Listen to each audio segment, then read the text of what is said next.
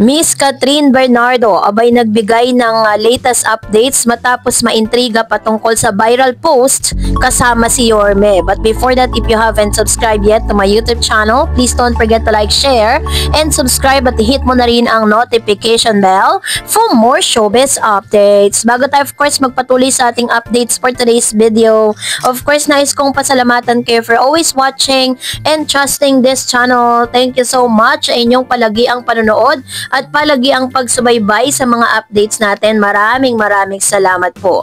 At ngayong araw, matapos ko pong maihatid sa inyo dahil meron pong nagpoprotesta patungkol po dun sa news na lumabas, fake news alert daw po yun dahil hindi raw di umanong totoo na itong si Catherine Bernardo at si Lucena Mayor Mark Alcala ay patuloy na pinagpipiestahan ngayon sa online world kasi nga naiintriga sila na namataan.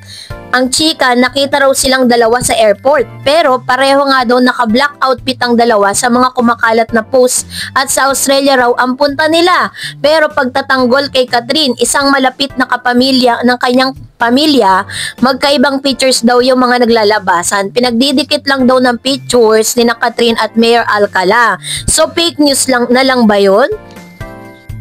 So matapos ng kumalat ang mga photos na yan, so ilang oras pa lang po ang nakakaraan na mag-post si Miss Catherine Bernardo ng tila baga nagbibigay siya ng info sa lahat po ng mga followers at sa lahat mga nagsasabi na nasa Australia siya, nagpakita po siya na parang siya po ay merong endorsement shoot ngayong araw kung saan ay ipinakita niya at ibinida niya yung kanyang ini-endorsong food chain, which is yung KFC. Pinakita niya po sa kanyang IG account. So, yan po yung mga latest sa photos po ni Miss Catherine, na tila baga nagsasabi na nire-repute niya ang lahat ng mga news na naglalabasan ngayon sa social media. So, dun po sa nilabas yung mga photos ngayon, may mga talagang sinasabi natin na, syempre, mas naniniwala sila kay Catherine, mas naniniwala kay Catherine, pero meron din naman mga tumaas ang kilay. Parang sinasabi nila na kaya daw di umano nag-post ng ganito si Miss Catherine Bernardo sa kanyang IG account para po talagang malihis yung mga kumakalat na news patungkol dito po sa sightings nila ni Mayor Alcala.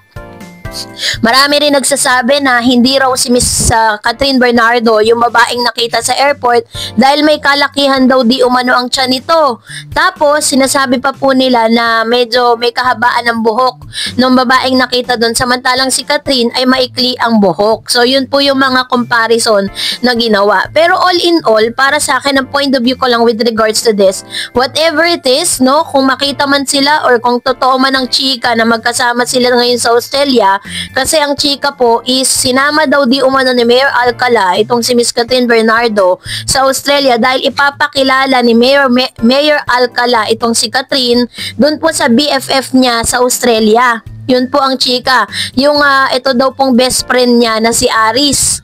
Nako, sana nga ay linawin na mismo ni Catherine Bernardo at Mayor Alcala ang issue sa kanila para malinaw na ang lahat at masupalpal ang mga nagkakalat ng chika sa kanila kung sakaling fake news nga lang talaga ang lahat ng yun. Kasi wala naman pong ibang pwedeng makapagpatunay talaga na fake news ang lahat ng yon kung walang iba kundi si Miss Catherine Bernardo at si Mayor Mark Alcala.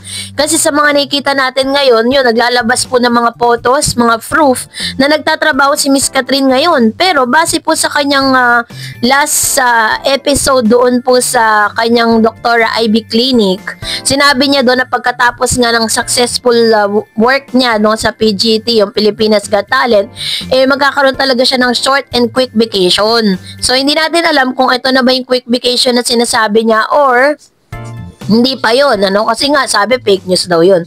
So, yun po yung mga chika na kumakalat ngayon. Kayo po, anong yung saloobin patungkol dito? Comment down below. At ngayon naman, mag-react tayo sa mga komento po ninyo patungkol naman sa ating latest updates. So, unahin po natin ang komento mula kay Flowersoon. Sabi niya, sinisitaan na naman si Kat, sana hindi tayo maniwala sa mga chismis na fake news. Kawawa si Kat. sinisiraan to. Palaging biktima ng mga fake news. Sana be strong lang, Kat, para si Mayor manira yan sa'yo, Kat. Mag-ingat ka lang palagi sa sarili mo para hindi ka masira sa mga fans. Sobrang sikat ka na ngayon, Kat. Ingat lang. Kung kayo naman ni Alden, walang problema. Bet ako dyan sa Kat din. Be strong lang kayo kahit ano pa ang mga pagsubok sa relasyon sa Kat din. Ayan. So, para lang po sa kaalaman po ninyo, kasi hanggang sa ngayon, medyo may kalabuan na po si Catherine at si Alden Richards sa ngayon. Kasi nga walang mga sightings na nakikita.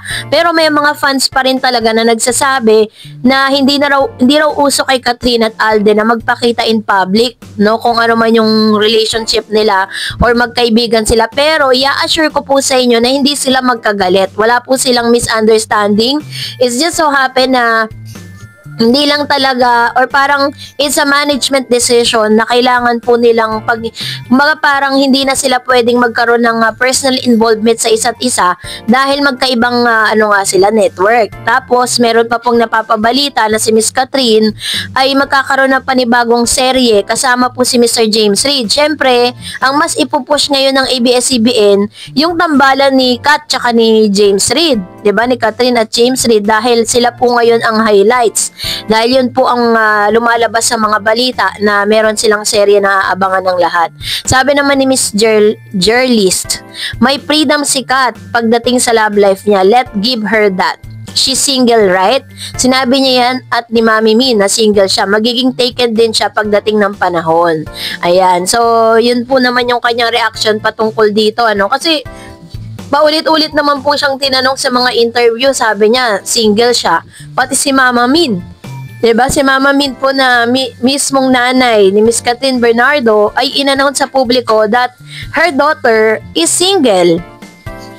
So, sabi ko nga po sa inyo, ang mga resibo ay hindi magsisinungaling po yan. At the same time, is tanging si Miss Catherine lang po talaga makapagsasabi at may karapatang mag-announce kung sino ba talaga yung kanyang karelasyon. So, hindi na natin pwedeng, let's give them privacy.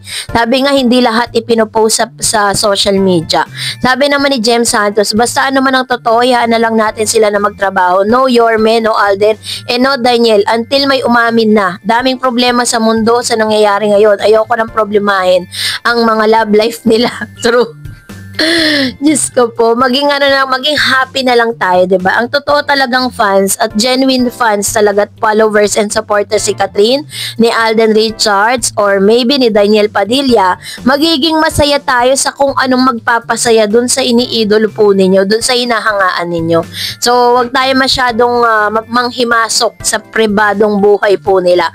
Sabi ni Mr. Nico, for us naman, we vouch for Alden. We love how he managed his career. Transparent po siya at godly. He is an achiever and visionary. Kung may issues, he faces well.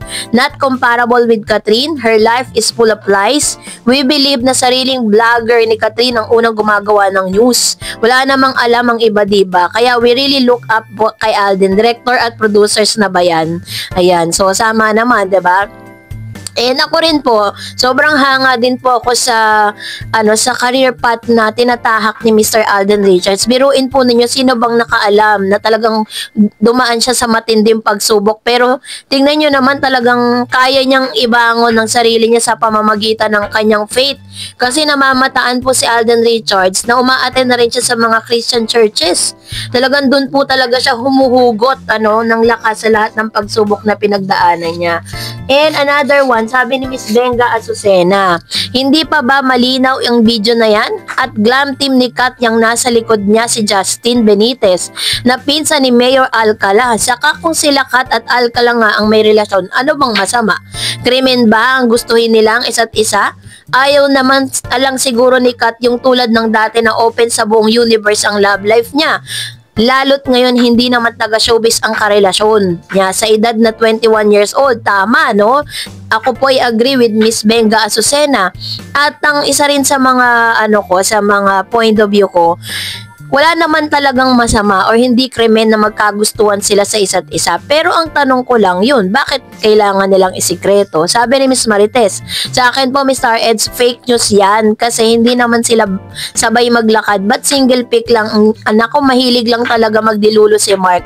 Basta ako Mr. Eds, panatag, sana cut din. Kahit nung chismis nila, wala namang legit na resibo. Good luck Mr. Eds and more power, God bless. Ayan. So ito naman yung kanyang paniniwala at ang kanyang point of view patungkol po sa isyong ito. Kasi talagang viral po talaga siya at pinag-uusapan sa lahat ng social media platform. May mga masaya, meron ding malungkot at meron ding hindi naniniwala. So saan po kayo doon? Mag-comment kayo sa comment section. And that's it for today. For more videos and updates, please don't forget to like and subscribe and please don't forget to follow my Facebook page, Dar Eds TV. God bless everyone!